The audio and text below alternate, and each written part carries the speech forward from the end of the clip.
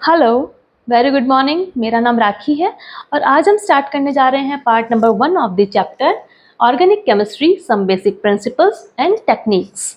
Organic chemistry को हम जानते हैं कि chemistry is about 200 years old. और केमिस्ट्री में हम किसकी स्टडी करते हैं? केमिस्ट्री में हम स्टडी करते हैं ऑर्गेनिक कंपाउंड्स की और इनऑर्गेनिक कंपाउंड्स की। ऑर्गेनिक कंपाउंड्स जो कि लिविंग बींग से प्राप्त होते हैं जैसे कि प्लांट्स और एनिमल्स, और इनऑर्गेनिक कंपाउंड्स जो कि मिनरल्स से प्राप्त होते हैं। ओके, सबसे पहले एक वैज्ञानिक आए, बर्जीलियस नामक वैज्ञानिक ने ये एक थ्योरी दी जिसे कहा जाता है वाइटल फोर्स थ्योरी। हिंदी में बोलते हैं जैव शक्ति सिद्धांत। इस सिद्धांत के अनुसार कहा गया कि कार्बनिक पदार्थों को या ऑर्गेनिक कंपाउंड्स को केवल और केवल लिविंग बींग से ही प्राप्त किया जा सकता है। अकॉर्डिंग टू दिस थ्योरी क्या लिखा जा रहा है? Only living things are the source of organic compounds. Non living being से हम ऑर्गेनिक कंपाउंड्स को सिंथेसाइज नहीं कर सकते, या कहा जाए कि इनऑर्गेनिक कंपाउंड से हम ऑर्गेनिक कंपाउंड्स नहीं सिंथेसाइज कर सकते। या हम कहें कि इस थ्योरी के अकॉर्डिंग हम लैब में, प्रयोगशाला में कोई भी ऑर्गेनिक कंपाउंड नहीं बना सकते। प्रयोगशाला में जो इनऑर्गेनिक मटेरियल है हमारे पास, उनसे हम ऑर्गेनिक चीज़ नहीं बना सकते। तो ये थी vital force theory according to Berzelius. लेकिन ये थ्योरी आगे रिजेक्टेड की गई। क्यों रिजेक्टेड की गई? क्योंकि आगे आए, this theory was rejected by F volar. F volar नामक वैज्ञानिक है जो कि 1828 में इन्होंने लैब में अमोनियम साइनेट से यूरिया सिंथेसाइज किया। यूरिया क्या है? ऑर्गेनिक कंपाउंड है, और अमोनियम साइनेट एक इनऑर्गेनिक कंपाउंड है। एक इनऑर्गेनिक कंपाउंड से ऑर्गेनिक कंपाउंड को उन्होंने लैब में सिंथेसाइज किया और इस थ्योरी को रिजेक्शन मिला। किसको? वाइटल फोर्स थ्योरी, बर्जीलियस की दी गई वाइटल फोर्स थ्योरी को रिजेक्शन मिला। साथ ही साथ कॉल्बे नामक एक वैज्ञानिक आए।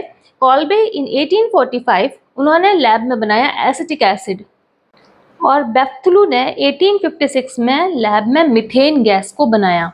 तो इस अकॉर्डिंग अगर कहा गया था, बर्जीलियस ने कहा था कि कोई भी लैब में हम इनऑर्गेनिक कंपाउंड से ऑर्गेनिक कंपाउंड को सिंथेसाइज नहीं कर सकते।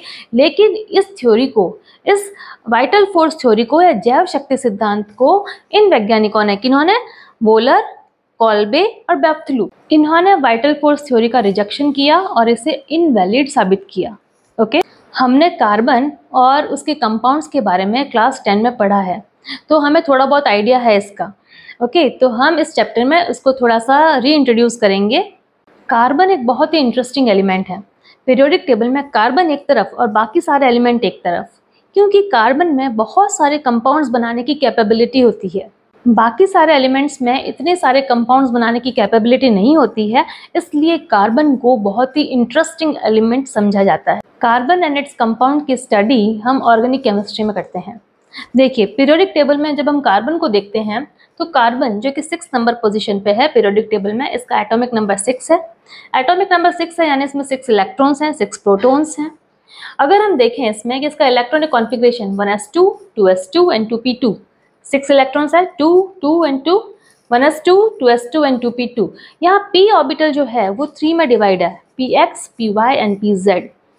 s ऑर्बिटल स्फेरिकल है, जबकि p ऑर्बिटल डम्बल शेप है और वो भी 3 एक्सिस पे है, x, y and z axis, जो कि इंटरन्यूक्लियर एक्सिस है। x, y and z axis. यहाँ हम देखें 1s2, 2s2 and 2p1, 2px1, 2py1, 2pz blank है। जब ये एक्साइटेड स्टेट में आते हैं, एक्साइटेड स्टेट में आने पे क्या होता है कि 2s2 का जो इलेक्ट्रॉन है वो एक जंप करके किस में आ जाता है? 2pz में, और यहाँ पर एक इलेक्ट्रॉन हो जाएगा 2s1 एंड 2pz1। यहाँ क्या हो गया है? 2px1, 2py1 and 2pz1। यहाँ 1, 1, 1 इलेक्ट्रॉन्स हो गए हैं। 1s2, 2s1, 2px1, 2py1 and 2pz1। अब जब ये बॉन्डिंग में पार्टिसिपेट करते हैं ये ऑर्बिटल्स, क्योंकि हम जानते हैं कि s जो कि है स्फेरिकल शेप जो कि पूरा सिमेट्रिकल है, कहीं से भी इसको काटेंगे स्फेरिकल को तो इक्वली 2 पार्ट्स में डिवाइड होगा ये। जबकि p ऑर्बिटल जो है वो डम्बल शेप है, जो कि 3 अलग अलग एक्सिस पे है। जब ये तीनों मिक्स होते हैं, इनके एनर्जी लेवल अलग अलग हैं, इनका शेप अलग अलग है, तो ऑर्बिटल्स कैसे मिक्सिंग करेंगे? तो सबसे पहले बॉन्डिंग होने से पहले ऑर्बिटल्स मिक्सिंग होते हैं या हाइब्रिडाइज्ड होते हैं। हाइब्रिडाइज्ड होते हैं एक s ऑर्बिटल और 3 p ऑर्बिटल, 1, 2 एंड 3 p है, एक s है तो sp3। sp3 हाइब्रिडाइजेशन होता है और इक्वल अमाउंट में 4 ऑर्बिटल हैं ये, एक s का और 3 p के, तो वही इक्वल अमाउंट में ऑर्बिटल्स बनेंगे sp3 के 1, 2, 3, 4। sp हाइब्रिडाइज्ड 4 इक्वल एनर्जी के इक्वल शेप वाले ऑर्बिटल्स फॉर्मेशन होता है। ये ऑर्बिटल्स किस तरीके से अरेंज होते हैं? ये ऑर्बिटल्स 3 डायमेंशनली पोजीशन पे, या हम कहें कि एक बॉल स्ट्रक्चर अगर है हमारे पास, एक बॉल स्ट्रक्चर है और उसके ऊपर ये ऑर्बिटल इस तरीके से अरेंज होते हैं, क्योंकि ऑर्बिटल्स में क्या है, इलेक्ट्रॉन्स हैं और इलेक्ट्रॉन एक दूसरे को रिपल्शन करते हैं। तो इनका अरेंजमेंट ऐसा होता है कि मैक्सिमम डिस्टेंस हो, मिनिमम रिपल्शन हो और मैक्सिमम स्टेबिलिटी हो। और इस वजह से कार्बन के पास 4 साइड मिल जाती है। 4 साइड, क्योंकि ये 4 बॉन्ड बना सकता है तो कार्बन के पास 4 साइड अवेलेबल है, 4 साइड फॉर कोवेलेंट बॉन्ड। और कार्बन के पास एक ये गुण भी पाया जाता है कि कार्बन अपने ही जैसे एटम के साथ में चेन फॉर्मेशन कर सकता है। वो चेन फॉर्मेशन हो, ये देखिए कार्बन सी सिंगल बॉन्ड से, हो सकता है इसमें ब्रांचिंग भी हो जाए और हो सकता है कि ये रिंग लाइक स्ट्रक्चर में भी अरेंज हो जाए। तो ये गुण जो है कार्बन का, ये कैटनेशन गुण कहलाता है, इसे कहते हैं कार्बन का कैटनेशन। और इस वजह से कार्बन बहुत सारे बॉन्ड्स बनाता है, बहुत सारे कंपाउंड फॉर्मेशन करता है। कार्बन कभी हाइड्रोजन से जुड़ सकता है, कभी नाइट्रोजन, कभी ऑक्सीजन, कभी हैलोजेंस, कभी फॉस्फोरस। तो डिफरेंट एलिमेंट्स के साथ जुड़ के बहुत सारे कंपाउंड्स का निर्माण करता है। और ये ऑर्गेनिक कंपाउंड हमारी लाइफ के लिए बहुत ही ज़रूरी है। जैसे कि हम बात करें कि हमारे में ब्लड में DNA है या प्रोटीन है, जो बिल्डिंग ब्लॉक एलिमेंट्स हैं, ये सब ऑर्गेनिक कंपाउंड्स के बने हैं। अगर हम बात करें क्लोथिंग की, तो जो क्लोथ्स हैं वो ऑर्गेनिक कंपाउंड से बने हैं। इसके ऊपर होने वाली डाई, रंग रोगन, ये सारा ऑर्गेनिक कंपाउंड्स हैं। अगर हम बात करें मेडिसिन की, तो मेडिसिन ऑर्गेनिक कंपाउंड्स हैं। अगर हम देखें फ्यूल है, या हम कहें कि प्लास्टिक है, पॉलीमर्स है, थर्माकोल शीट्स हैं, पॉली बैग्स हैं, तो ये सारे के सारे ऑर्गेनिक कंपाउंड्स हैं। तो ऑर्गेनिक कंपाउंड्स हमारी लाइफ के लिए बहुत ही ज़्यादा ज़रूरी है। और ऑर्गेनिक कंपाउंड का जो मेन हीरो है वो है कार्बन, जिसका कि हमने इलेक्ट्रॉनिक कॉन्फ़िगरेशन देखा है, इसका हाइब्रिडाइजेशन देखा है। अगर हाइब्रिडाइज होकर ये 4 ऑर्बिटल्स इस तरीके से अरेंज होते हैं टेट्राहेड्रल स्ट्रक्चर में और हाइड्रोजन से बॉन्डिंग करते हैं, और ये बॉन्डिंग सिग्मा बॉन्डिंग, क्योंकि मैक्सिमम ओवरलैपिंग हो रही है s ऑर्बिटल और p ऑर्बिटल्स की, और ये हो रही है सिग्मा बॉन्डिंग। 4 सिग्मा बॉन्ड के साथ में ये sp3 हाइब्रिडाइज हो रहा है मीथेन। ये है मीथेन का स्ट्रक्चर। ये आप छोटे लोब्स देख सकते हैं, ये छोटे वाले लोब्स s ऑर्बिटल को शो करते हैं, क्योंकि जब हाइब्रिडाइज्ड हुए हैं तो इसमें एक s है और बाकी के 3 p है। तो s जो कि बहुत ही मिनिमम अमाउंट में है, s करेक्टर कितना हो गया इसमें, sp3 में, sp3 हाइब्रिडाइजेशन में s करेक्टर ओनली 25% है, क्योंकि 75% तो p करेक्टर ही है इसमें। तो यहाँ हम देख सकते हैं ये जो छोटे लोब्स दिखाए गए हैं ये s ऑर्बिटल्स शो कर रहे हैं, और ये बड़े वाले जो लोब्स हैं ये p ऑर्बिटल्स शो कर रहे हैं। ये हो रहा है sp3 हाइब्रिडाइजेशन। sp3 हाइब्रिडाइजेशन में देख सकते हैं हम कि लॉन्गेस्ट p ऑर्बिटल्स हैं, जहाँ पर p करेक्टर ज़्यादा होगा sp3, यहाँ p का अमाउंट ज़्यादा है, 75% है। जहाँ p करेक्टर ज़्यादा होगा वहाँ पर p लोब्स जो हैं उनकी साइज़ बड़ी होगी। जब p लोब्स की साइज़ बड़ी होगी तो ये जो है ये न्यूक्लियस से, क्योंकि ये ऑर्बिटल्स, अगर इन ऑर्बिटल्स की साइज़ अगर बड़ी हो रही है तो इनकी न्यूक्लियस से थोड़ी दूरी ज़्यादा हो रही है। अगर न्यूक्लियस से दूरी ज़्यादा हो रही है तो इफेक्टिव न्यूक्लियर चार्ज जो है इन ऑर्बिटल्स पे इतना नहीं पड़ पा रहा है, या हम कहें कि ये इफेक्टिव न्यूक्लियर चार्ज जो है किसी अगेन दूसरे एटम के जो ऑर्बिटल्स हैं उनके इलेक्ट्रॉन्स को अपनी ओर आकर्षित नहीं कर पा रहा है। हम कह सकते हैं कि इफेक्टिव न्यूक्लियर चार्ज, या हम कहें इसकी इलेक्ट्रोनेगेटिविटी, इसमें इलेक्ट्रोनेगेटिविटी इतनी नहीं है, ओके, क्योंकि इसमें इफेक्टिव न्यूक्लियर चार्ज उतना ज़्यादा नहीं है। अगर इसका इफेक्टिव न्यूक्लियर चार्ज ज़्यादा होता तो ये पास वाले एटम या दूसरे किसी एटम के भी इलेक्ट्रॉन्स को अपनी ओर आकर्षित करता और बॉन्ड फॉर्मेशन करता। लेकिन ये चारों ऑर्बिटल्स इस तरीके से अरेंज है सिंगल बॉन्ड से और सिग्मा बॉन्ड से, मैक्सिमम ओवरलैप से, ये अगेन दूसरा बॉन्ड फॉर्म नहीं करेगा। मैक्सिमम बॉन्ड 4 है और ये 4 बॉन्ड ऑक्यूपाई हो चुके हैं इसके। तो यहाँ लॉन्गेस्ट p ऑर्बिटल है, यहाँ 4 सिग्मा बॉन्ड्स हैं, 25% ऑफ s करेक्टर्स हैं। अगर हम बात करें इथीन की, इथीन जिसमें कि C डबल बॉन्ड C से जुड़ा है, डबल बॉन्ड में एक बॉन्ड सिग्मा बॉन्ड है और दूसरा बॉन्ड पाई बॉन्ड है। हम देख सकते हैं कि ऑर्बिटल्स की ओवरलैपिंग हो रही है, जो कि इंटरन्यूक्लियर एक्सिस पे जो बॉन्ड आ रहे हैं पी ऑर्बिटल्स, वो मैक्सिमम ओवरलैपिंग करके सिग्मा बॉन्ड का फॉर्मेशन कर रहे हैं। लेकिन जो पैरेलल हैं, हम देख पा रहे हैं इंटरन्यूक्लियर एक्सिस जो कि जी एक्सिस है, जी एक्सिस अगर मैक्सिमम ओवरलैप कर रही है तो ये क्या बना रहे हैं, सिग्मा बॉन्ड बना रहे हैं। ये मैक्सिमम क्या कह सकते हैं, मैक्सिमम ओवरलैपिंग वाला बॉन्ड है, maximum stability, maximum strong bond है। ये स्ट्रॉन्ग बॉन्ड है compare to pi bond. Pi bond weak bond क्यों कहा जा रहा है, क्योंकि पी एक्स और पी वाई दोनों के दोनों जो ऑर्बिटल्स हैं वो अगर एक्स एक्सिस या वाई एक्सिस दोनों ही कंडीशन में पैरेलल हैं, अगर ये पैरेलल लोब्स एक दूसरे से मिलते हैं तो मैक्सिमम ओवरलैपिंग नहीं होती है और बनने वाला जो बॉन्ड है पाई बॉन्ड वीक बॉन्ड होता है। हम यहाँ देख पा रहे हैं कि यहाँ एक्स जेड एक्सिस पे जो बन रहे हैं लोब्स, उनकी ओवरलैपिंग से सिग्मा बॉन्ड बन रहा है, और अगेन जो वाई एक्सिस से जो बन रहे हैं लोब्स, उनसे पाई बॉन्ड बन रहा है। तो एक जो सी डबल बॉन्ड सी में एक सिग्मा बॉन्ड है और एक पाई बॉन्ड है।